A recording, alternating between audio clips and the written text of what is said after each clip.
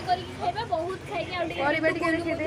ଇଏ ହଉଛୁ ଡାଲି ଶାଗ ଜହ୍ନି ଏପଟେ ଗାଜର ଯୋଉ କଳମ ଶାଗ ଭେଣ୍ଡି ମକା କଲରା ଏପଟେ ରହିଲା ଆମର ମକା ଏଇ ମଟର ହେଲା ସୋୟାବିନ୍ ହେଲା ଜହ୍ନି ଭେଣ୍ଡି ହେଲା ସୀତା ଦିନଙ୍କର ହେଲା ମୋର ଏଇଟା ଭିତରେ ପାମ୍ପଡ଼ ଅଛି ଆଉ ଭିତରେ କ'ଣ ଅଛି ତ ଜିରା ଅଛି।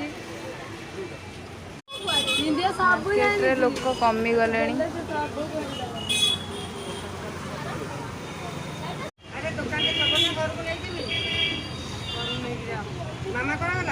ବିନ୍ଦିଆ କ'ଣ ପିଇଛୁ କହ ଚାହା ନା ଥଣ୍ଡା?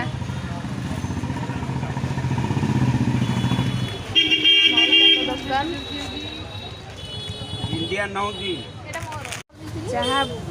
ଚାହାଟା ବହୁତ ଟେଷ୍ଟି କରନ୍ତି ମଉସାଙ୍କ ଦୋକାନରୁ ଆସି ଚାହା ପିଇବ।